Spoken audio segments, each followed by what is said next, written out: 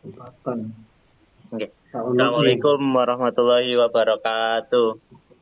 Waalaikumsalam warahmatullahi wabarakatuh. Oke, alhamdulillahirabbil alamin wassalatu wassalamu ala alihi washabihi ajmain amma ba'du. Alhamdulillah kita masih diberi kekuatan, kesehatan sama Allah. Alhamdulillah kita masih bisa istiqomah dan tabah melakukan kajian rutin. Alhamdulillah semoga dengan itu kita dapat menjadikan hal ini sebagai hal yang bermanfaat tentunya dan kita bisa mengambil berkah dari Allah dan semoga dengan ini Allah meridhoi kehidupan kita, amin amin ya rabbal alamin. Allahumma sholli ala Sayyidina Muhammad wa ala alihi wasallim. Semoga kita dapat berharap hidup seperti halnya harapan hidup Rasulullah Shallallahu Alaihi Wasallam. Dan semoga dengan itu kita tergolong jadi orang-orang yang istiqomah dan berakhir husnul khotimah. Amin amin ya rabbal alamin. Pada pertemuan kajian hari ini temanya yaitu prasangka. Nah, ini prasangka yang akan disampaikan oleh Pak Sukri yang seperti biasa nanti ada materi, diskusi, kemudian penutup. Nah, untuk mempersingkat waktu, saya persilakan waktu dan tempat pada Pak Sukri untuk mengisi materi pada pertemuan hari ini. Monggo Pak Sukri, waktu dan tempat saya persilakan. Assalamualaikum warahmatullahi wabarakatuh. Waalaikumsalam warahmatullahi wabarakatuh. Alhamdulillahirabbil alamin. Assalatu wassalamu ala asrofil mursalin Muhammadin wa ala alihi wa sahbihi ajmain. Allahumma sholli ala Muhammad wa ala alihi wa sahbihi. Ya ayyuhal hadirun ittaqullah haqqa tuqatih wa la tamutunna illa wa antum muslimun. Pertama, mari kita bersyukur kepada Allah Subhanahu wa taala. Pada malam ini kita bisa istiqomah ngaji. Semoga kita diberi kemampuan dan kemampuan oleh Allah untuk istiqomah. Ya. Dan semoga kita nanti bisa dengan istiqomah ngaji ini kita bisa husnul khotimah. Amin. Amin. Mari kita teladani Nabi kita Muhammad Shallallahu Alaihi Wasallam. Pada malam ini kita akan bicara prasangka. Ya. Saya sudah mengumpulkan ayat-ayat yang bicara prasangka di sini, tetapi tidak saya bacakan semua ini. Nanti kalau dibacakan semua ya tidak cukup waktunya. Prasangka itu bahasa Qur'annya adalah don, ya. Donna atau donun. Don itu artinya banyak sebenarnya, nggak hanya prasangka maknanya. Satu, mengerti. Don itu bisa berarti mengerti atau memahami, ya. Yang kedua, meyakini, bisa berarti meyakini. Yang ketiga, berpendapat. Yang keempat bisa berarti menduga, mengira, menyangka. Ini yang kelima bisa berarti menuduh. Yang keenam bisa berarti ragu atau bimbang. Nah, itu kata don. Ya, kata don itu maknanya begitu.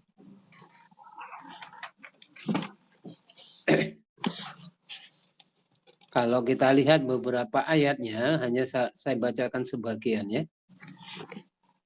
Umpamanya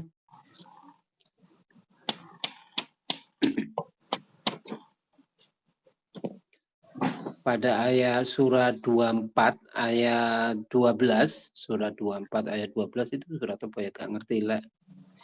Saya bacakan, a'udzubillahi minasyaitonirrajim.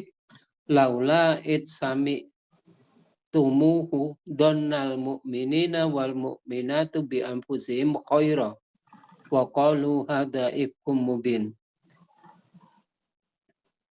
Ya, ini peristiwa Siti istri Nabi, ya. Siti Aisyah, Sayyidati Aisyah. Andai kata mereka ketika mendengarkan kabar itu, nah, orang-orang beriman dan orang itu berdon khaira, berprasangka baik ya. Wa qalu hadza ifkum mubin, bahwa ini adalah berita bohong. Tapi faktanya tidak berprasangka baik ya. Yang terjadi berprasangka buruk. Itu yang satu ayat itu ya. Ada yang berarti juga yakin ya pada ayat berapa itu? 69, surat 69, ayatnya 220 ya. Ini a'udzubillahi minasyaitonirrajim, ini donantu ani mulaki hisabiyah. Sesungguhnya aku, kata ya, sesungguhnya aku menyangka, yakin, sesungguhnya aku sudah yakin gitu ya, bahwa aku mulaki hisabiyah, akan bertemu dengan hari hisab. Ya, jadi sudah akan bertemu dengan hari hisab. Jadi dia sudah yakin bahwa ada hari hisab. Itu ya, itu anunya. Ada lagi nanti ada donusu, ada ini tadi itu donu khaira ya. Pada ayat 24 yaitu berprasangka baik. Ada lagi donusu ya, berprasangka buruk. Umpamanya ayat surat 48 ayat 6 ya. Itu ada kata-kata wa yu'adzibal munafiqina wal munafiqati wal musyrikina wal musyrikati dhannina billahi dhannasu. Jadi orang munafik dan orang musyrik itu akan dapat adab ya, karena prasangka yang jelek ya. Allah itu jadi ada prasangka jelek.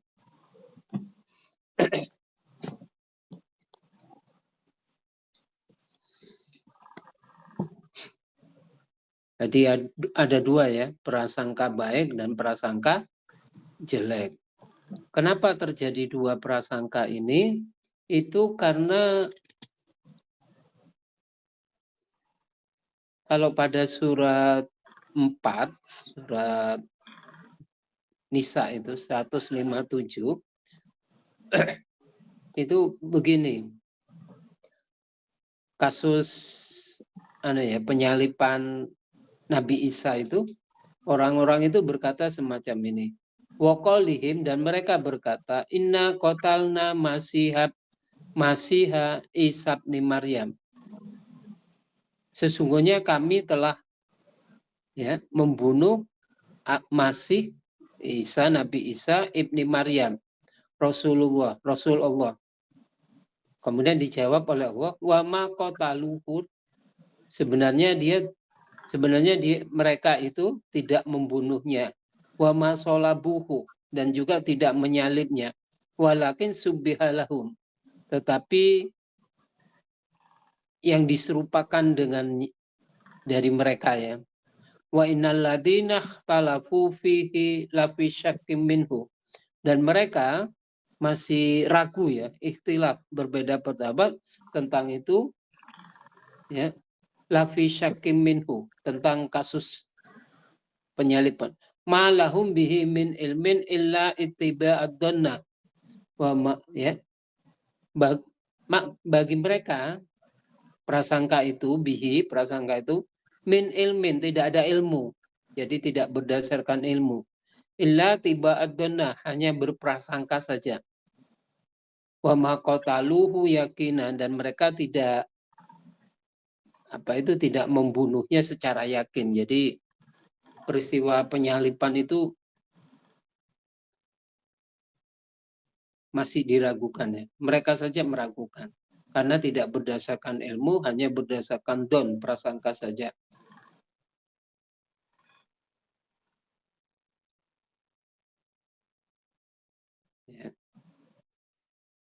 Itu.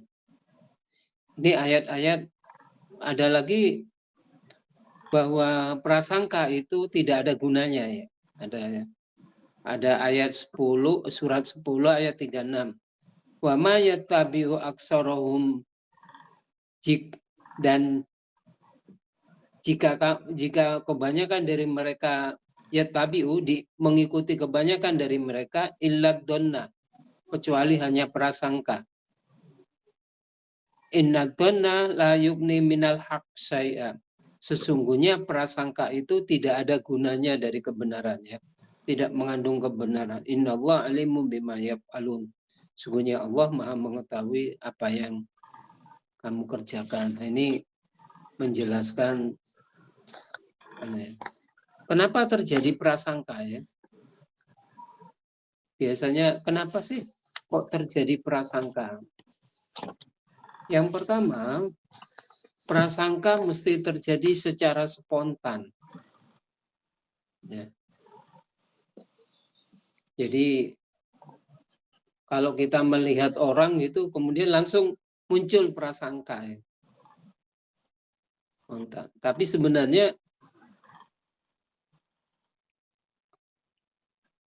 apalagi prasangka negatif itu akan muncul spontan. Ya. Yang kedua, distorsi realitas, tidak sesuai realitas. Jadi prasangka itu biasanya menyimpang dari realitas. Kemudian yang ketiga, obstruction. Jadi penghalang tujuan. Jadi kalau kita berprasangka dulu itu tujuan tidak akan dicapai. Yang keempat, plausible. Artinya mencari pembenaran. Akal itu mencari pembenaran. Yang kelima, bertentangan dengan ilmu ya. Itu prasangka. Sebenarnya sumber prasangka ini banyak, tapi di sini tidak saya prasangka itu banyak ya. Yang terjadi sekarang ini karena prasangka-prasangka yang tidak berdasarkan ilmu ya. Jadi hal-hal perbedaan pendapat yang terjadi sekarang ini memang karena beberapa perbedaan karena spontan itu ya, tidak berdasarkan ilmu nanti ya. Ya, akibatnya terjadi prasangka itu. Mari kita bahas tentang prasangka ya. Hanya sebentar.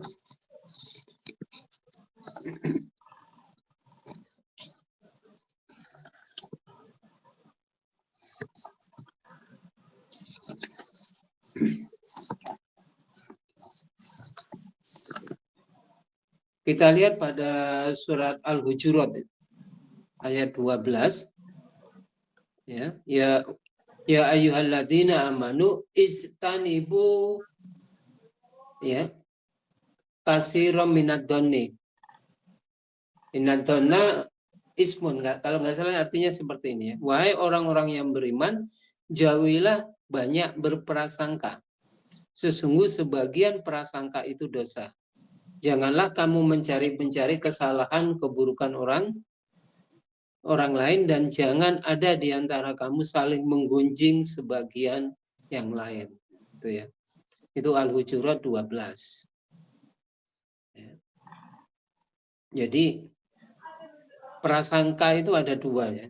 Prasangka buruk, su'udzon, dan prasangka baik, husnudzon. Tapi kalau kita bagi lebih rinci lagi itu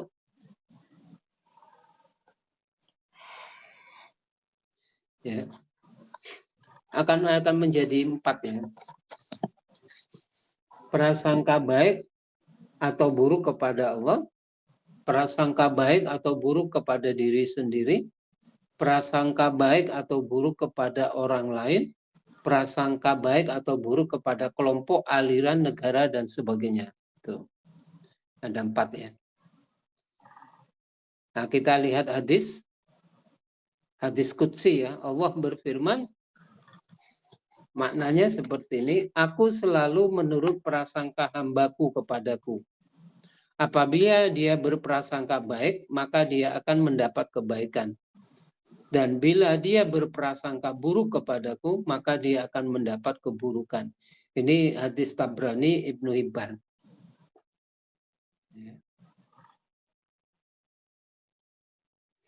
Ini prasangka. Yang akan kita bahas dulu adalah prasangka buruk. Yang kita bahas adalah suudonnya dulu. Kalau dalam bahasa Inggris disebut prejudice atau prasangka. Pra itu berarti belum. Judis berarti menilai. Jadi belum menilai gitu ya. Belum dinilai atau belum menilai sudah curiga. Itu namanya prasangka. Jadi belum tahu faktanya, belum tahu datanya, belum tahu realitasnya, sudah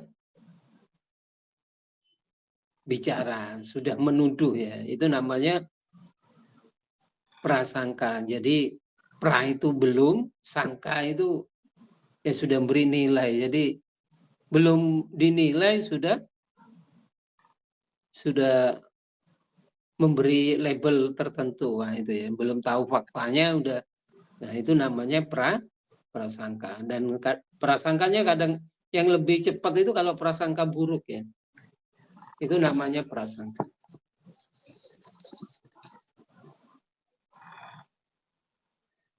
Dasar prasangka itu bisa bersifat pribadi, golongan, aliran organisasi, jenis kelamin, harta, usia, pekerjaan, ya, tampan, jelek, ras, agama, dan sebagainya. Ya. Itu dasarnya.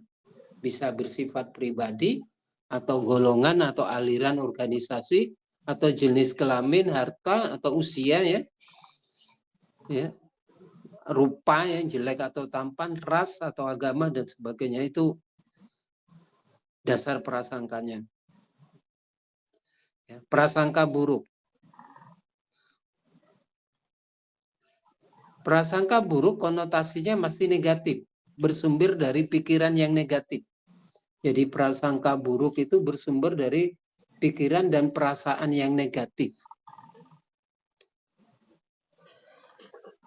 Dari pikiran dan perasaan negatif ini melahirkan ucapan tindakan yang tidak adil dan merugikan objeknya. Ya, kalau sudah negatif, maka timbul ucapan, kadang-kadang sampai ke tindakan yang tidak adil, yang bisa merugikan objeknya. Akibat prasangka ini ya. Nah, prasangka ini akan mengotori pola pikir kita, akan membuat noda hitam dalam dan menggelapkan pikiran kita. Ya. Juga akan menyempitkan ruang pikiran sehingga beban berat dalam pikiran, itu prasangka. Akan menyebabkan hidup tidak tenang karena sebab berarti pikiran itu. Akan menyebabkan banyak permusuhan dalam masyarakat, akan banyak menimbulkan kerusakan dalam masyarakat. Itu prasangka. Jadi dari pola pikir negatif, perasaan negatif, akan timbul ucapan dan tindakan yang tidak adil, yang merugikan. Nah, kepada dirinya itu akan terjadi pola pikir yang gelap ya. Terus hidupnya jadi tidak tenang, akan banyak menimbulkan permusuhan dalam masyarakat, akan juga akhirnya akan banyak menimbulkan kerusakan. Itu prasangka.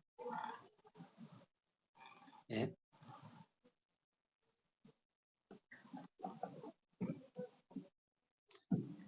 Itu prasangka. Secara garis besar, prasangka buruk itu akan melahirkan kombinasi ya, yang memberatkan dan menyempitkan perasaan.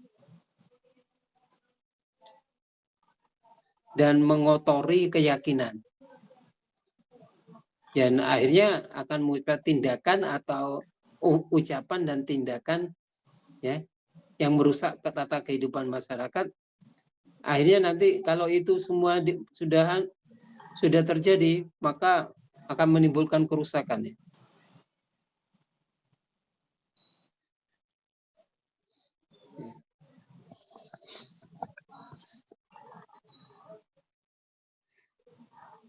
Siapa orang yang mudah berprasangka buruk itu? Orangnya kayak apa ya? Barangkali kita termasuk bagian dari itu ya. Satu, orang yang pola pikirnya negatif. Atau pola pikirnya kotor. Jadi ada pola pikir negatif, itu nanti prasangkanya mesti negatif ya. Kalau pola pikirnya kotor, mesti pikirannya kotor kepada orang lain itu. Ya. Atau pola pikirnya berlebihan. Ya. Over pola pikirnya yang berlebihan itu biasanya juga prasangkanya buruk ya. Yang kedua, perasaannya ini. Orang yang mempunyai perasaan kotor dan tercela ya. Jadi perasaannya udah kotor ya. Apapun sudah ingin punya rasa hasad, dengki, iri, ujub, takabur itu mesti berprasangka jelek ya. Kalau di dalam tubuh kita sudah ada rasa iri, dengki, ujub, bangga diri ya, kabur, sombong, itu mesti berprasangka buruk. Ya. Ya. Contoh ya, orang yang berpikiran seperti keledai, ya pasti lebih suka jerami daripada padinya. Wong nek kaya pikirane kaya keledai itu ya lebih suka jerami daripada padinya. Orang yang berpikiran seperti babi ya lebih suka lumpur yang kotor daripada air bersih. Orang yang berpikiran negatif pasti menilai negatif setiap apapun yang dilihatnya. Orang yang jantungnya kotor pasti merasakan orang dengan rasa yang kotor. Jadi kalau di dalam sudah kotor, maka keluar kotor. Gitu.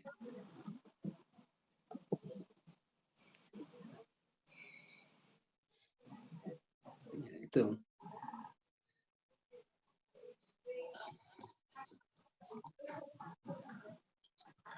Sebab dasar prasangka ya. Satu, pelajaran kehidupan sosial ya. Jadi setiap individu itu banyak terpengaruh oleh lingkungan di mana dia berinteraksi dengan masyarakat. Di setiap kelompok masyarakat pasti ditemukan prasangka negatif terhadap suatu hal. Dan hal ini melahirkan prasangka negatif di dalam pikiran setiap anggota masyarakat, kecuali orang yang mempunyai kesadaran yang tinggi dan terpelajar. Ini social learning. Artinya gini biasanya itu. Umpamane kelompok pengajian ya, kelompok pengajian menegakkan sunnah gitu. Terus di masyarakat di kelompok itu merasa paling sunnah. Itu mesti pengikutnya nanti berprasangka buruk kepada kelompok yang lain ya. Yang lain tidak sunnah. Ikut-ikutan gitu. Karena di kelompok itu ya. Atau yang kedua, stereotip atau anggapan atau julukan kepada siapapun yang diberikan oleh masyarakat sekitar. Ya. Biasanya orang itu kalau sudah dicurigai, ya, wong iku aliran sesat, maka masyarakat yang lain ikut ya. Karena sudah dijuluki orang itu pengikut aliran sesat, maka orang yang lain ikut ngomong bahwa dia sesat gitu ya. Ya. Contoh julukan kelompok Islam radikal, nah, itu Islam aliran sesat, kelompok ingkar sunnah, mempercayai julukan atau label ataupun yang tidak adanya dasar faktual yang cukup. Jadi gitu. Biasanya begitu ya. Kok biasanya terus umpamane ya ono kelompok sing Sering katanya kelompok ini sering melaksanakan bid'ah. Wow, sudah dituju kelompok bid'ah. Gitu ya. Jadi julukan itu sangat berpengaruh ya. Ya itu kecuali orang yang berpikiran realistis dan punya kesadaran yang bisa menyadarinya itu ya. Nah ini setiap kelompok biasanya menjuluki kelompok yang lain gitu. Ya. Sehingga terjadilah konflik ya. Kemudian yang ketiga, realistik konflik teori. Prasangka diberikan disebabkan untuk mendapatkan sumber daya yang diinginkan, untuk mengalahkan kelompok aliran saingannya, untuk menjauh nama musuh-musuhnya. Ini biasanya prasangka itu ya ini konflik teori ya, realistik teori konflik. Artinya supaya kelompoknya kuat, maka pesertanya didoktrin ya. Didoktrin kelompok kita yang paling sunnah, yang lain tidak sunnah. Nah, itu ya. Sehingga semua anggotanya itu merasa paling benar, merasa paling yang lain disalahkan. Nah, ini yang sebenarnya teori yang memang didoktrinkan kepada anggota-anggota kelompoknya. Bahkan ojo-mojo buku karangan Mong Liong, mojo buku karangane Kiai ini dewe engko jatuh ke bid'ah gitu ya. Nah, ini prasangka-prasangka yang ditanamkan oleh kelompok atau gerakan supaya kelompoknya bisa kuat ya. Tapi jangan menyalahkan kelompok yang lain atau realistik teori, konflik teori. Yang keempat, berpikir kategoris. Cara berpikir mengelompokkan setiap kelompok atau setiap orang dengan kategoris, oh itu kelompok keras, oh itu kelompok lunak, oh itu kelompok begini ya. Jadi kayaknya di kelompok-kelompokkan mikir itu. Umpamane kelompok A itu agamanya banyak yang banyak yang bid'ah, kelompok B banyak yang sesat, kelompok A, kelompok gitu dikategoriskan atau dikategorikan, oh kelompok itu kelompok radikal, kelompok itu kelompok aliran keras, ya kelompok itu aliran lemak, lunak, lembut dan sebagainya. Jadi dipikir dikategorikan. Padahal seharusnya tidak begitu ya. Tidak. Jangan berpikir begitu. Cara berpikir begini ini akan menimbulkan prasangka-prasangka yang tidak baik kepada kelompok itu karena label-label yang diberikan itu. Ya, berpikir secara itu tidak benar. Ya. Karena setiap kelompok apapun, aliran apapun itu ada kelebihan dan kekurangannya. Jadi kita tidak boleh mana yang kadang-kadang juga kelompoknya mungkin baik, tetapi orangnya yang jelek, bukan kelompoknya. Jadi kita tidak boleh berpikir secara kategoris kayak begitu itu. Kita harus berpikir luas dan sebagainya. Yang kelima, self-serving bias. Cara berpikir yang melihat dirinya paling benar. Jadi self-serving bias. Merasa dirinya paling benar, yang lain itu salah. Itu akan menimbulkan prasangka. Ya. Jadi kalau kita lihat timbul dasar prasangka itu, satu, karena memang social learning, artinya pembelajaran di kelompok itu. Artinya kelompok itu memang didoktrin dengan doktrin tertentu ya. Bahwa yang lain tuh kemudian ada stereotip, diberi label, kelompok itu label iki. Kemudian yang ketiga itu ya teori konflik ya, supaya kelompok kita paling benar atau kita paling benar, kita konflikkan, yang lain dipertentangkan gitu ya. Yang keempat, dikategoriskan. Iki Islam lunak, iki Islam apa ya? Islam keras, ini radikal, ini macam-macam lah, fundamental. Ya.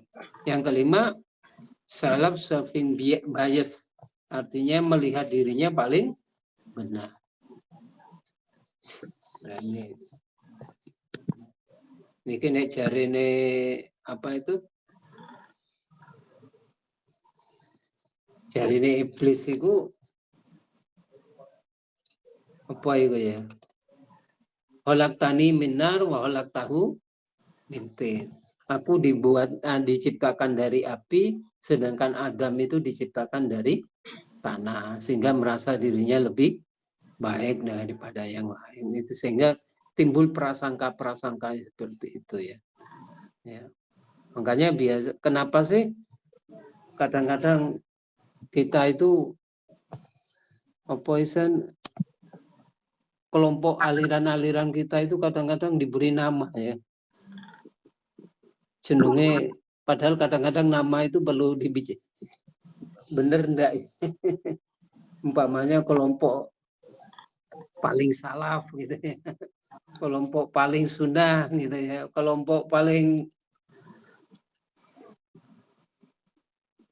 yang benar gitu ya. Kelompok dan sebagainya itu enggak benar ya. Islam ya sudah Islam. Enggak usah apa ya, diberi label-label gitu ya. Ini hanya pengakuan saja supaya kelompok salafi, kelompok sunnah, kelompok, padahal saja ini KB itu ya kepingin melaksanakan sunnah Nabi, kepingin meniru sahabat Nabi dan sebagainya, semuanya begitu. Tetapi kadang-kadang dari nama itu saja sudah apa ya, merasa paling benar ya. Nanti dari nama-nama organisasi itu menjadi masalah ya. Akibat kerugian prasangka ya. Akibatnya kalau dalam bahasa Inggrisnya menjadi anti locution, tingkat prasangka di mulut saja. Ini nek diomong ngotok gak masalah. Oh itu ngene, tapi kalau sudah di mulut saja tidak masalah. Prasangka itu sudah diomong notok ya. Biasanya mek dirasani ngono gak masalah. Kadang-kadang malah untung ya. Ini ono wong iku jelek kemudian dirasani umpamane, kadang-kadang untung supaya orang itu dapat pelajaran ya. Kadang-kadang begitu. Tapi kalau prasangka hanya di mulut saja, tingkat prasangka tapi hanya di mulut. Nanti yang kedua, meningkat kepada yang kedua, avoidance. Ya, tingkat perilaku prasangka tidak hanya memberikan julukan saja, tapi sudah tidak mau menyapa dan tidak mau berteman dengannya. Nah, wis dihindari, wis sudah dihukum ya. Sudah sudah diasingkan. Gak dikonconi, gak dianu, sudah koncone minggat kabeh, gak dihindar, masyarakat sudah mencibirnya dengan itu, sudah mulai ada perbuatan, tidak hanya diomongkannya.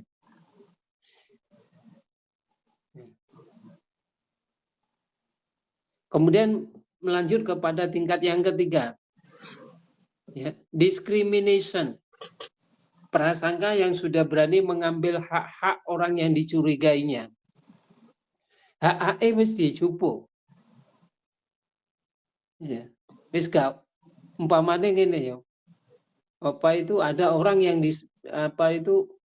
yang dianggap Islamnya Islam aliran keras atau ingkar sunnah atau apa. Sudah dicurigai begitu, kemudian tidak boleh jadi imam di masjid, tidak boleh, sudah hak-haknya itu diambil ya. Tidak boleh ceramah, tidak boleh sudah diambil semua. Itu sudah meningkat ya. Sudah jadi musuh gitu, sudah dimusuhi. Kemudian yang keempat, physical attack. Ya. Orang yang berprasangka sudah berani menyerang fisik orang itu. Wis diserang misalnya fisiknya. Orang ini sudah disakiti ya. Rumahnya dicoret-coret, orangnya dilempari batu dan sebagainya, udah berani begitu. Rumahnya dirusak, itu sudah berani gitu ya. Itu prasangka. Itu akibat prasangka ya. Umpamanya kalau dulu itu orang sudah diprasangka sebagai PKI, itu bisa dibunuh ya. Kalau dulu karena prasangka itu ya. Padahal belum tentu gitu ya. Yang kelima, ini yang paling bahaya sudah dan sudah terjadi ya di dunia, yaitu genocide. Kelompok yang berprasangka sudah berani membunuh kelompok yang dicurigai, sudah saling memusnahkan dan menghancurkan. Ini sudah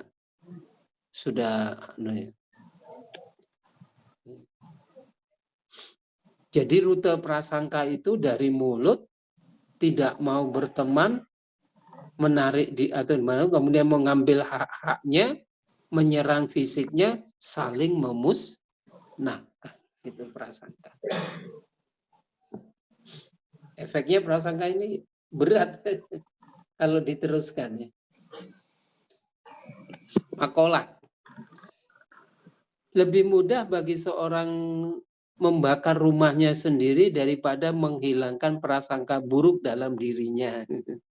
Menghilangkan prasangka buruk dalam diri orang itu sulit. Lebih mudah bakar rumahnya sendiri. Ini makalah ya, saking ngangeleng menghapus prasangka buruk dalam otak manusia itu. Yang kedua, engkau lebih mudah mempengaruhi ribuan orang dengan memanfaatkan prasangka buruk mereka lebih cepat daripada meyakini satu orang dengan logika. Prasangka buruk itu mudah menyebar. Ya. Lebih menyebar, lebih cepat daripada meyakini satu orang.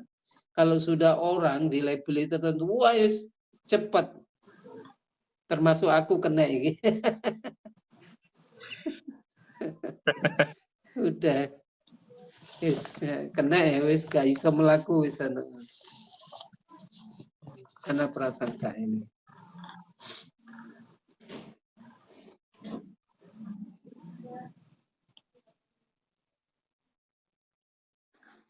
Ya.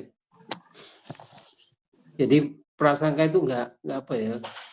Tapi walaupun demikian, prasangka itu kadang-kadang ada yang menguntungkan ya. Hadis Rasulullah SAW menasihati, jauhlah prasangka buruk karena prasangka buruk itu sedusta-dustanya pembicaraan. Jangan kalian saling memata-matai, saling mencari aib orang lain, saling berlomba mencari kemewahan dunia, saling dengki, saling memusuhi, saling memutus hubungan, jadilah hamba Allah yang bersaudara. Itu hadis Nabi ya.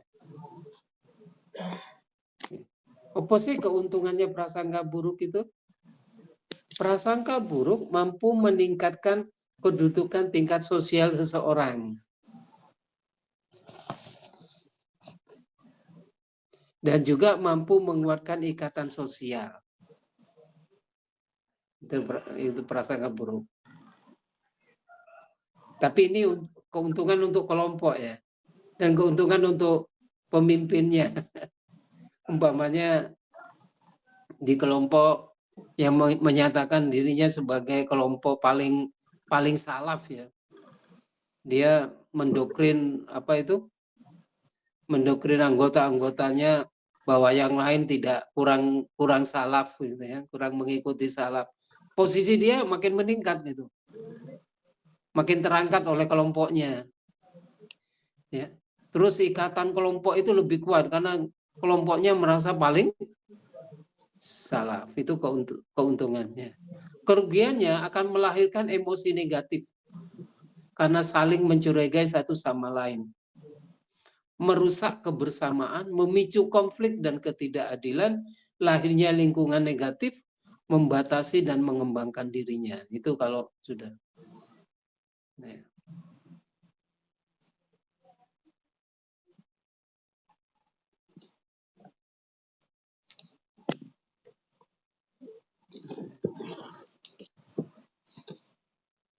Apakah kita termasuk orang berprasangka buruk atau tidak? Nah, itu coba ya kita apa ya? Kita rasakan diri kita. Kalau kita sudah mudah memvonis atau menghakimi orang lain, nah, apa kita termasuk mudah menghakimi orang lain? Wah, itu gak benar. Itu berarti kita termasuk orang yang berprasangka buruk. Gampang memvonis, menghukumi orang lain. Enggan melihat fakta kebenaran, nggak mau melihat kebenarannya. Berpikir negatif kepada segala sesuatunya. Mudah khawatir akan segala sesuatunya. Ya, hidup tidak tenang ya.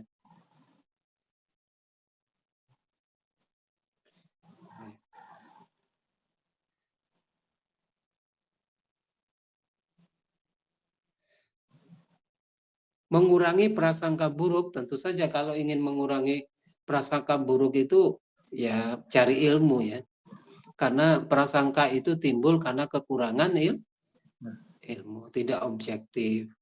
Juga pola pikirnya negatif. Ada sifat hasud dalam diri kita, sifat sombong atau sifat ujub dalam tubuh kita. Itu karena kita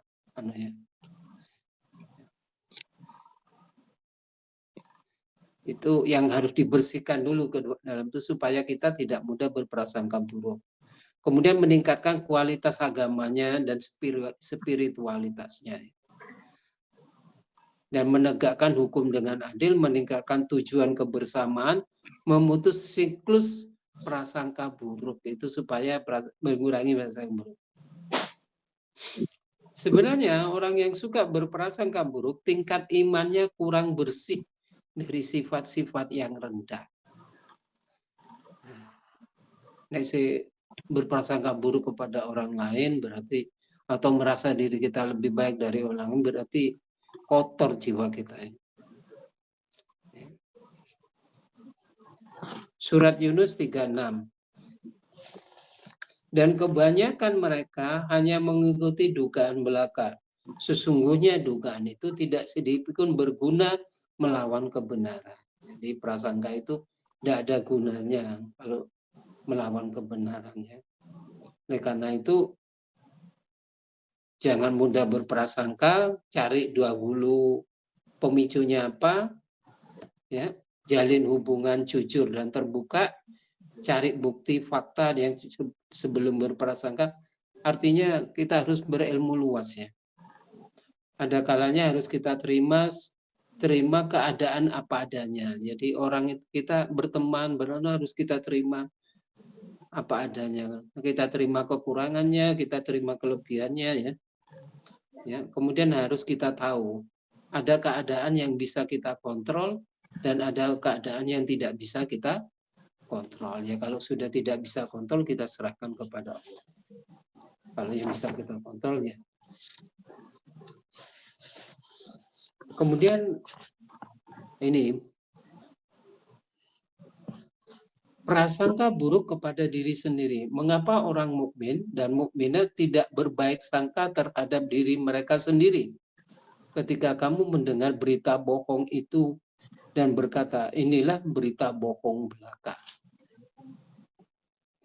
Ini surat 24 ayat 12.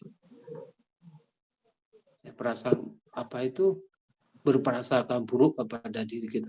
Merasa dirinya tidak ada gunanya, merasa mungkin berubah kepada tidak mungkin bisa berubah yang lebih baik, merasa tidak mampu melawan tantangan hidup yang dihadapinya, merasa masa depannya gelap, merasa dirinya sudah tidak bisa berubah menuju yang lebih baik. Artinya koyo wis aku iki yang ngene, ya iku salahnya. Ya aku iki ngene, aku ya wis koyo ngene, padahal orang itu selalu berubah ya. Aku ya begini ini. Itu pola pikir yang salah. Nah, ini lagi prasangka buruk kepada Allah. Ya. Surat Fat ayat 6. Dia mengajak orang-orang munafik laki-laki dan perempuan dan orang-orang musyrik laki-laki dan perempuan yang mereka itu berprasangka buruk kepada Allah. Ya. Merasa Allah tidak sayang kepadanya. Allah selalu tidak memberi atau memenuhi permintaannya, menyangkal kebijaksanaan Allah. Allah pasti akan mengecewakannya. Allah sudah mentakdir dirinya miskin, bodoh, rendah, dan sebagainya. Putus asa terhadap rahmat Allah dan tidak mau berubah dan lain sebagainya. Ya. Ini prasangka buruk ya kepada Allah. Nah, ini bisa dengan belajar agama, belajar menambah ilmu dan sebagainya, mungkin berteman dengan orang-orang soleh dan sebagainya, itu bisa menghilangkan prasangka buruk kita kepada Allah. Yang lebih buruk lagi sebenarnya prasangka buruk kepada orang lain dan prasangka buruk kepada kelompok yang lain, itu yang ini yang terjadi. Sekarang ini masing-masing kelompok itu mencurigai kelompok yang lain gitu. Sekarang ini, jadi kita ini diadu domba ya. Kelompok ini merasa paling sunnah, kelompok itu dituduh tuh pelaku bid'ah, kelompok ini merasa paling salaf, yang lain tidak salaf dan sebagainya. Itu sekarang yang terjadi begitu ya. Jadi di masyarakat kelompok-kelompok itu sekarang saling mencurigai. Ya. Ada yang paling merasa yang berjuang itu merasa merasa berjuang untuk Islam, sedangkan yang lain seakan-akan itu partai sekuler dan sebagainya. Ya. Terus mengecap semua partai sekarang itu sekuler dan sebagainya itu.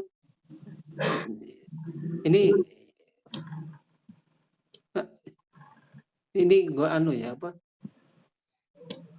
lebih parah akhirnya kalau begini nih kita saling curiga mencurigai gitu. Umpamanya dalam menghadapi masalah demokrasi, apakah demokrasi itu sesuai menurut Quran atau tidak ya? Itu masing-masing pendapat, ada ulama yang setuju, ada ulama yang tidak, ada yang masih abu-abu dan sebagainya, ada yang masih menentang keras dan sebagainya. Itu masing-masing kita akhirnya merasa paling benar, sehingga kita tidak bersatu, tidak akhirnya kita saling menyalahkan. Nah, ini yang terjadi. Nah, inilah yang terjadi. Nah, inilah akibat prasangka buruk. Saya kira cukup ya untuk ini. Kita kapan-kapan kita membahas prasangka baik ya. Bagaimana prasangka baik itu harus dilakukan, karena ini waktunya udah hampir 1 jam. Ya, terima kasih. Ini efek dari pembicaraan prasangka ya. Jadi jangan diremehkan ya prasangka. Dari omongan ke ucapan, kemudian ke tindakan, kemudian ke pengasingan, kemudian menyakiti fisik, kemudian penghukuman, kemudian saling membunuh, saling bermusuhan dan saling menghancurkan. Itu efek dari prasangka. Mari kita, supaya kita tidak menjadi orang yang mudah berprasangka buruk, ya, kita jangan mengkategoris ini kelompok ini Islam ini Islam radikal. Itu kategori-kategori itu seharusnya sudah kita hapus ya. Tidak ada Islam ya Islam, Islam ya rahmatan lil alamin, Islam ya damai, Islam ya Islam itu ya menyenangkan, ya Islam itu bersahabat dan sebagainya, tentunya gitu. Jangan kita kategorikan yang macam-macam. Itulah yang dapat saya sampaikan. Kurang lebihnya saya mohon maaf. Assalamualaikum warahmatullahi wabarakatuh. Waalaikumsalam warahmatullahi wabarakatuh. Oke, terima kasih Pak Supri atas apa yang sudah disampaikan tentang tema pada pertemuan hari ini. Jadi tentang membahas prasangka. Kemudian yang lebih diutamakan yaitu bagaimana sih prasangka buruk itu dan dampak-dampaknya. Kemudian sebagaimana jadinya, mengapa terjadi prasangka, kemudian sampai pada ciri-ciri orang yang berprasangka buruk seperti apa, kemudian sampai keuntungan dan kerugian orang yang berprasangka buruk tentunya. Nah, untuk berbicara tentang prasangka sendiri, terkadang orang berprasangka itu memang apa ya namanya, karena beberapa hal yang ada di kepentingan orang itu. Jadi orang itu punya kepentingan dulu, kemudian dia itu ada korban. Korban di situ kena suatu kejadian yang dimana hal itu masih dalam bentuk yang bingung, dalam artian bentuk yang memang masih belum dinilai secara baik faktanya, belum dinilai baik secara objektifnya, belum dianalisa secara mendalam.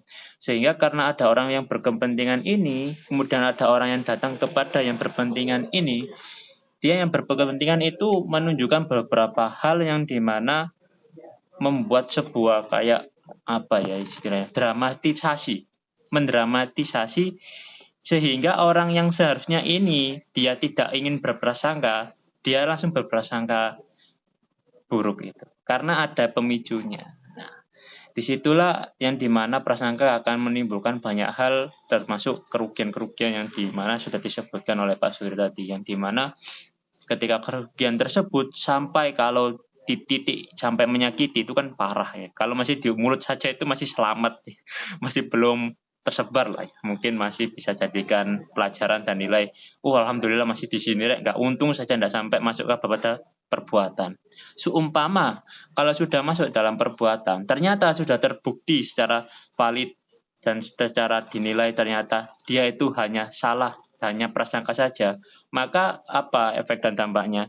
Tentunya ya kayak malu. Saya sama malu ya. Seharusnya malu orang yang hanya mengandalkan prasangka saja kalau tanpa adanya pembuktian.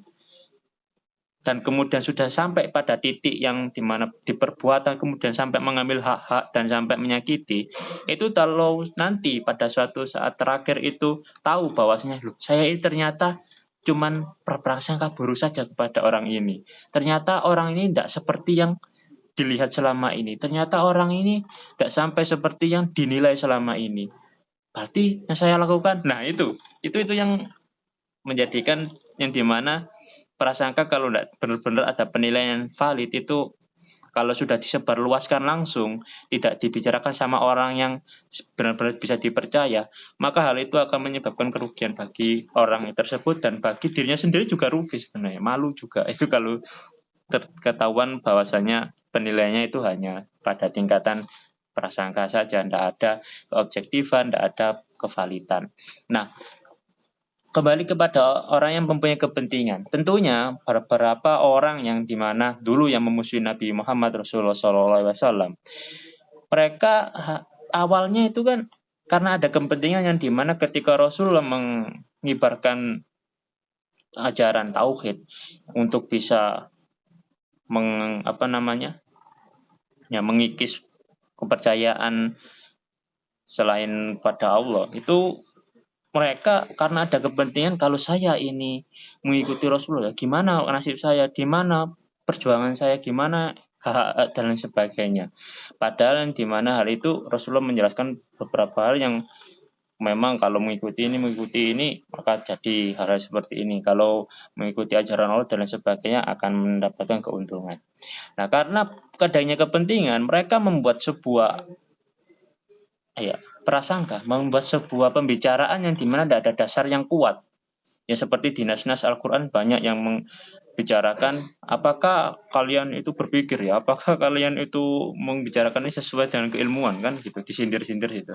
Nah, disitulah ketika musuh-musuh Rasulullah itu mengatakan bahwa Rasulullah itu seperti ini, Rasulullah itu gini, gini, gini, gini, gini. Nah, hal itu tentunya menyebar sangat luas dan sangat cepat. Ya, seperti yang dijelaskan tadi. Prasangka buruk itu lebih cepat daripada orang yang mempunyai logika. Satu orang yang punya logika yang membicarakan kebenaran. Nah, kemudian disitulah mereka sudah sangat banyak menghujing Rasulullah dan banyak hal yang dimana omongan itu hanya sebuah kalau dikategorikan ya prasangka, tidak ada penilaian yang sampai mendalam. Sehingga tentunya sebab yang Rasulullah pada saat itu ya tersudutkan karena prasangka itu. Tapi kemudian setelah adanya beberapa hal yang dimana penilaian itu sudah relatif sudah fair, ketahuan ternyata ajaran yang disampaikan Rasulullah itu benar dalam jangka waktu sekian tahun. Itu prasangka ternyata hanya menang di awalnya saja.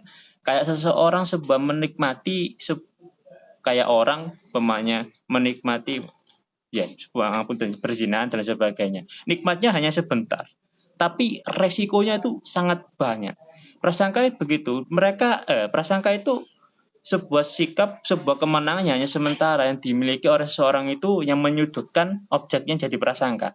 Tapi kalau kebenaran itu sudah relatif benar, dalam artian orang yang berprasangka itu memang hanya prasangka buruk, maka langsung musnah prasangka itu.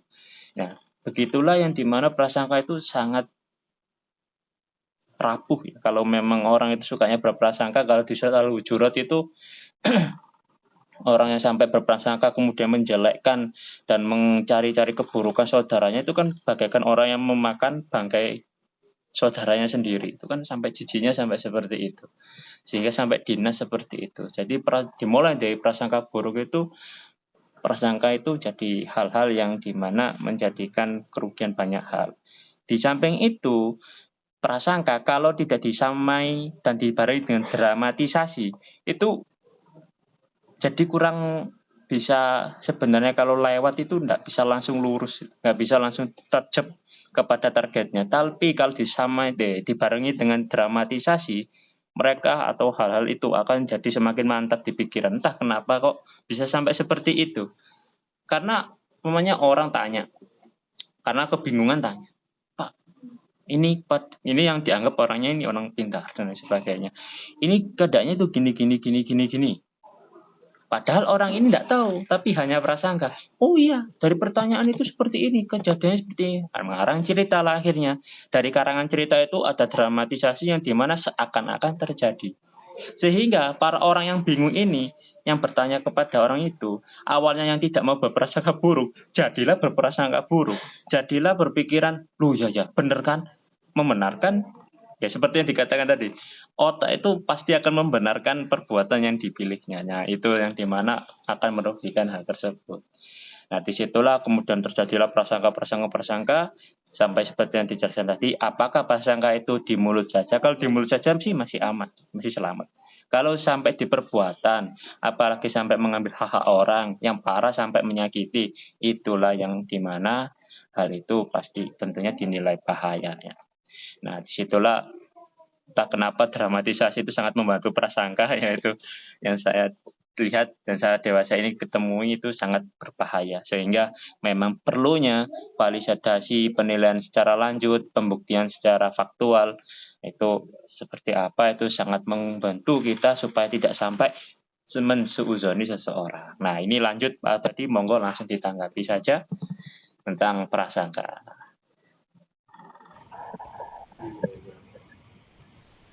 Assalamualaikum warahmatullahi wabarakatuh. Waalaikumsalam warahmatullahi wabarakatuh. Ya, sepertinya kalau dilihat di sini, prasangka itu adalah pola pikir yang didorong oleh nafsu. Kalau kita cenderung kepada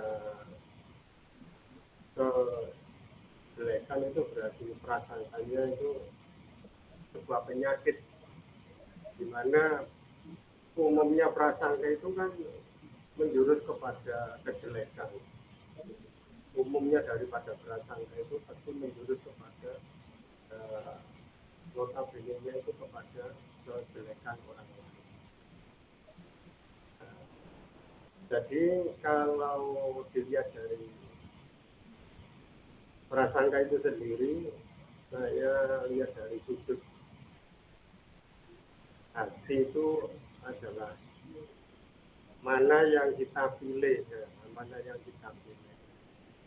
Di mana prasangka itu dapat dibedakan seperti yang dijelaskan tadi, bahwa prasangka itu menjadi beberapa macam, dan pilihan kita dalam meresponnya, nah, itu sangat penting dalam meresponnya.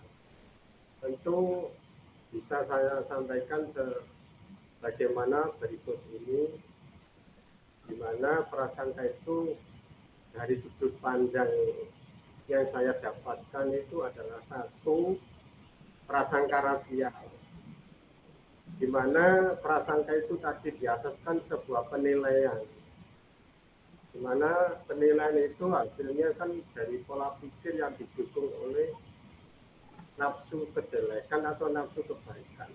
Namun yang jelas penilaian atau sikap negatif terhadap individu berdasarkan ras atau etnis ini, mereka ini sering kali dipengaruhi oleh siapa? Oleh stereotip budaya. Ini yang pertama. Yang kedua itu prasangka gender. Prasangka gender ini diskriminasi atau bisa terhadap individu berdasarkan jenis kelamin mereka. Ini bisa berupa asumsi tentang peran atau kemampuan. Yang ketiga adalah prasangka sosial, di mana penilaian terhadap orang berdasarkan status sosial atau ekonomi mereka yang didapatkannya. Nah, ini bisa menyebabkan stigmatisasi terhadap kelompok tertentu. Yang keempat, prasangka agama. Prasangka agama itu diskriminasi atau sikap negatif terhadap individu berdasarkan keyakinan agama mereka, seperti yang dijelaskan oleh Pak. Seperti itu ada aliran-aliran di mana saling meyakini bahwa alirannya itu yang paling benar. Ini adalah seringkali berakar pada ketidaktahuan atau ketidakpahaman.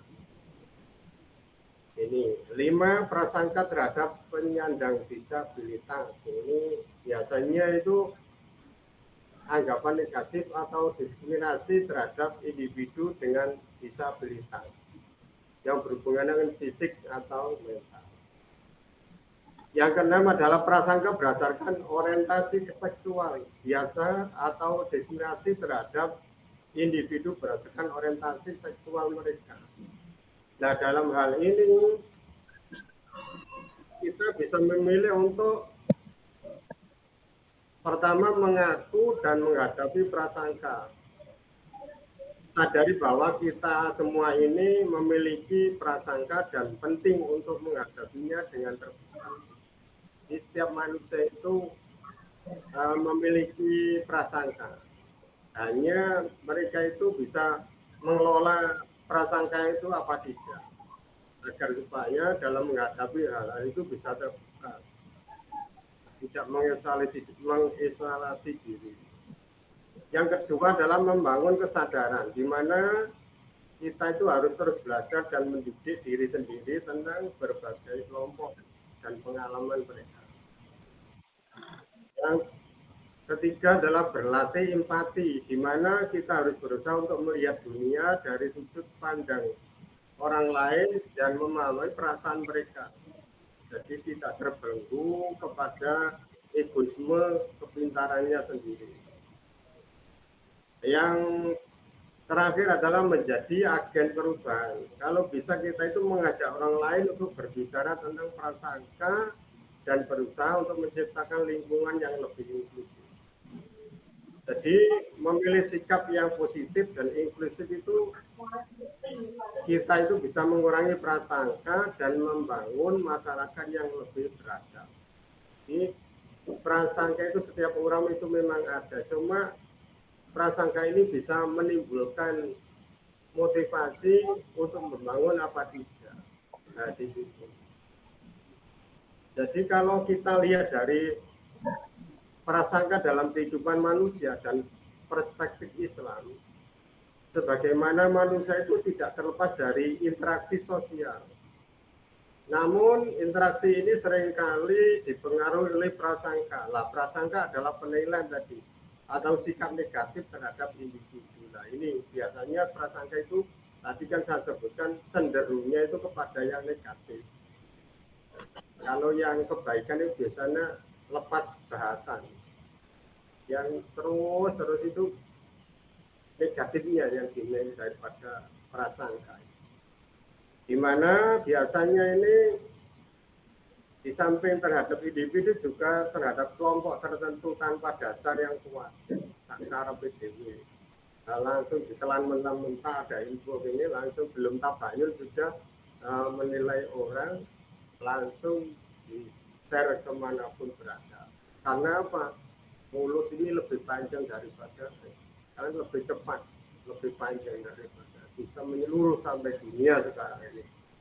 Nah, di samping itu kalau kita lihat dari tadi bahwa prasangka-prasangka itu kan ada 6 kalau saya katakan. Dampak dari prasangka ini yang paling penting adalah yang harus kita hati-hati agar supaya prasangka ini tidak menimbulkan perpecahan. Karena dampak negatif dari prasangka itu kan, nah dampak negatifnya itu menimbulkan perpecahan sesama manusia, bahkan antar anggota keluarga itu bisa pecah kalau prasangka ini dikelola dengan sembarangan. Nah, kalau prasangka diarahkan dengan kebaikan tentu menjadi prasangka yang baik. Tapi memang pada umumnya langsung meledos biasanya langsung negatif. Begitu. Ini bisa menimbulkan perpecahan dan meningkatkan ketegangan antar kelompok, antar anggota keluarga, di mana bisa berujung pada konflik. Nah, timbulnya perpisahan, timbulnya menikahnya perceraian itu kan karena timbulnya perpecahan di antara keduanya yang salah paham. Nah, karena prasangka-prasangka yang ditimbulkan di mana tidak dicerna secara baik, tidak didiskusikan langsung di konflik secara tanpa kesadaran. Ini akhirnya antar keluarga, antar anggota keluarga, antar masyarakat akhirnya timbul konflik.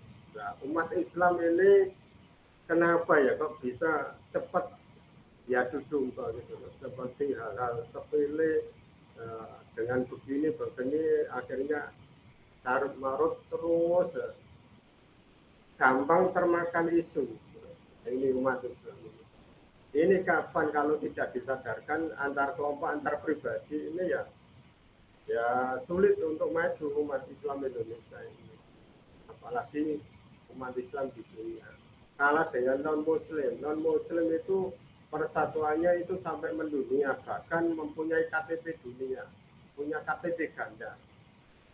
Nah, kalau Islam ini punya KTP, misalnya KTP Madinah atau KTP Arab Saudi kan berarti punya KTP. Seluruh umat Islam itu sebenarnya harus punya KTP 2, KTP Islam dan KTP warga negara itu. Seperti non-Muslim itu kan ada KTP Vatikan dan ada KTP warga negara Indonesia. Umat Islam itu yang Quran malah diamalkan oleh orang non-Islam, tapi orang Islam sendiri mengamalkan ajarannya orang lain. Diadu domba mudah. Di samping itu prasangka itu menimbulkan hal negatif, yaitu diskriminasi, di mana diskriminasi itu biasanya menyebabkan ketidakadilan dalam perlakuan terhadap individu atau kelompok tertentu. Nah, dalam hal ini bisa menghambat persatuan, di mana menghalangi upaya untuk membangun masyarakat yang harmonis dan saling menghormati. Kalau umat Islam pecah terus diskriminasi antar kelompok, ini menghambat persatuan. Nah, makanya itu jangan sampai umat Islam itu mau dipecah belah. Harusnya cepat sadar umat Islam agar cepat bersatu, agar jangan sampai antar umat Islam itu menghambat, mau dihambat. Nah, ini. Karena untuk menghadapi hal ini bagaimana dilihat dalam perspektif Islam itu ya, prasangka itu kita dapat memilih untuk satu, mengakui dan menghadapi prasangka, di mana kita harus menyadari bahwa kita semua ini memiliki prasangka dalam Islam. Allah memerintahkan kita untuk berlaku adil dan tidak memihak dan tidak semena-mena. Yang kedua itu membangun kesadaran di mana kita itu harus terus belajar untuk mendidik diri sendiri tentang berbagai kelompok dan pengalaman. Jangan fanatik golongan, tapi kita harus mengaji kemana-mana, mencari ilmu agar supaya tidak mudah di kotak-kotak. Nah, ini. Dan pengalaman mereka ini sejalan dengan prinsip mencari ilmu dalam Islam. Ini mencari ilmu dimanapun kita itu silakan. Kita ambil manfaatnya agar supaya wawasan kita itu luas. Ini membangun kesadaran daripada pribadi, kelompok, dan masyarakat. Yang ketiga adalah berlatih empati. Kita itu harus selalu berusaha untuk memahami perspektif orang lain. Rasulullah SAW mengajarkan untuk saling mencintai dan menghargai.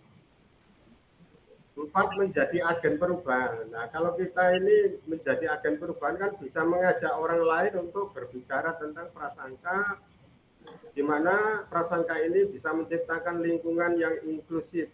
Setiap muslim memiliki tanggung jawab untuk menyebarluaskan nilai-nilai kebaikan. Jadi umat Islam silakan untuk selalu menyebarkan nilai kebaikan. Jangan membuat kegaduhan, malah menambah kegaduhan. Malah menimbulkan adu domba. Nah, ini. Sesama umat Islam jangan mengadu domba. Kalau bisa itu kita satukan. Kalau ada info yang cenderung negatif, kita jangan ikut menyebarluaskan. Kalau bisa itu kita simpan, kita delete. Nah, ini. Jangan disebarkan terus. Antar golongan, golongan ini jangan sampai kita ikut-ikutan berkomentar, apalagi ikut menyebarluaskan. Kalau bisa kita redam. Nah, ini. Yang kelima, berdakwah itu dengan santun. Nah, ini menyampaikan pesan Islam dengan cara yang baik dan penuh kasih sayang seperti yang diajarkan oleh Rasulullah SAW. Jadi kalau kita lihat tema dari atas tadi, bahwa saya simpulkan prasangka adalah salah satu tantangan dalam kehidupan sosial manusia dalam perspektif Islam. Nah, penting untuk mengenali dan mengatasi prasangka agar kita ini dapat hidup harmonis dan saling menghargai dengan menerapkan prinsip-prinsip Islam dalam interaksi sehari-hari. Nah, kita ini dapat menciptakan masyarakat yang lebih adil, toleran, dan berbudi pekerti.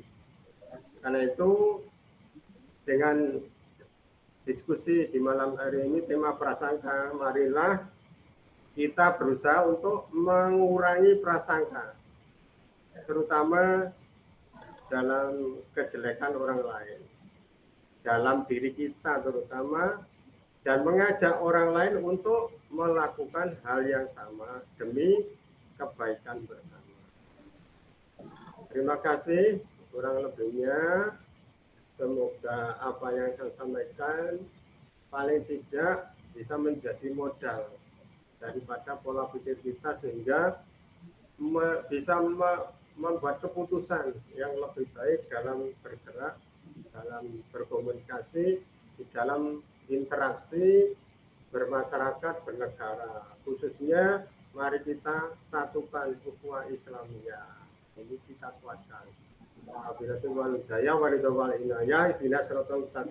Assalamualaikum warahmatullahi wabarakatuh. Waalaikumsalam warahmatullahi wabarakatuh. Terima kasih Pak Abadi atas apa yang sudah ditanggapi pada tema pertemuan hari ini. Oke, tadi yang sudah jelaskan yaitu banyaknya prasangka, macam-macamnya prasangka yang dimana tentunya diawali dengan pikiran negatif, pola pikir yang negatif. Dari penilaiannya negatif, didukung nafsu negatif, pola pikirnya negatif, kemudian otaknya pun ikut-ikut negatif, jadi ya prasangkanya jadinya buruk dan lain sebagainya. Nah, kemudian saya berpikir dari apa yang sudah dijelaskan Pak Bali tadi, iya, apakah prasangka politik ya, yang dimana di situ publik diarahkan atau dikendalikan dengan banyaknya prasangka-prasangka, entah itu baik, entah itu buruk. Karena saya menilai dalam artian prasangka entah itu buruk, entah itu baik. Kalau memang itu didukung dengan banyaknya suatu hal yang mendukung prasangka itu, saya kira akan dapat cepat menyebar, entah itu buruk, entah itu baik. Nah, ini ketika dimanfaatkan dan lain sebagainya di situasi untuk mengendalikan banyak orang. Nah, ini bagaimana? Apa dampaknya itu memang apakah baik, apakah buruk, atau bagaimana? Nah, ini monggo Pak Selki ditanggapi tentang apa yang sudah dijelaskan Pak Abadi dan beberapa hal yang itu tadi, politik prasangka. Saya kira seperti itu. Dan terakhir untuk mengakhiri kajian pertemuan hari ini. Monggo. Terima kasih atas tanggapannya. Iya. Ya memang semua orang mesti berprasangka. Hanya apakah kita berprasangka buruk dulu, kemudian dilanjutkan, atau kalau berprasangka baik kemudian dilanjutkan, tidak masalah ya. Yang masalah itu kalau berprasangka buruk kemudian dilanjutkan. Tetapi kalau memang prasangka buruk itu benar, ya harus dilanjutkan juga. Ya, memang yang paling sebenarnya dalam dunia ini kan kita oleh orang-orang yang memang sudah ya istilahnya sekarang ini tuh kan terjadi perang apa ya, perang narasi dan perang psikologis ya. Nah, istilahnya itu apa ini istilahnya nggak ngerti ya, perang narasi dan perang psikologis. Artinya musuh kita itu biasanya memang sering memberi label-label di kelompok kita itu. Kalau dulu pada zaman tahun 50-an ada Islam fundamentalis, Islam priayi gitu ya, Islam tradisionalis itu. Ya, itu. Untuk apa? Itu untuk memudahkan mengklasifikasi umat Islam, kemudian untuk menghantam umat Islam. Yang kalau yang Islam tradisional itu nggak diganggu. Tapi kalau sudah Islam politik mesti diganggu gitu ya. Seperti itu. Nanti berkembang lagi, ada pembagian lagi Islam radikal, Islam apa gitu ya. Selalu dikasih label-label. Kemudian ada lagi pelajaran Islam moderat dan sebagainya ya. Seakan-akan Islam itu gak moderat ya, padahal yo Islam itu yo sing moderat yo ono sing gak kalau perlu tegas ya tegas, sing perlu lunak ya lembut gitu sebenarnya. Tapi ini semuanya pelajaran-pelajaran ini akhirnya emang ya. Kemudian yang kedua, setiap kelompok itu biasanya terus asubia terhadap kelompoknya. Terus melabeli dirinya paling sunnah, paling benar dan sebagainya. Ini yang bahaya. Sekelompok yang lain seakan-akan pelaku bid'ah, pelaku khurafat dan sebagainya ya. Ada yang kadang-kadang itu memberi simbol itu kelompok kuburiyun ya. Kelompok yang senang nang kuburan ya. Kan ini kan keterlaluan ya. Gelar-gelar demikian ini keterlaluan. Ya. Sebagainya. Nah ini bahaya kalau begitu ya. Terus juga kalau dia menyatakan dia paling sunnah gitu ya. Apakah yang dia lakukan betul-betul sunnah gitu? Itu masalah juga gitu. merasa paling sunnah itu udah masalah sendiri. Apa yang dilakukan benar enggak gitu ya. Itu ya. Sudah benar enggak itu juga masalah gitu. Itu masalah. Jadi nah inilah yang akibatnya orang-orang kita itu harus menyadari bahwa kita itu bukan berjuang untuk kelompok.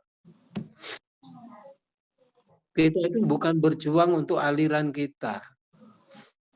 Kita berjuang untuk Islam. Itu yang harus disadari. Ya. Jadi kita meninggikan ajaran Allah, bukan meninggikan kelompok kita, bukan meninggikan diri kita sendiri, enggak. Tapi kita ingin meninggikan ajaran Allah. Kita ingin mengajarkan ajaran Allah, bukan kita ingin berusaha memperbanyak kelompok kita, menguatkan kelompok kita, enggak begitu.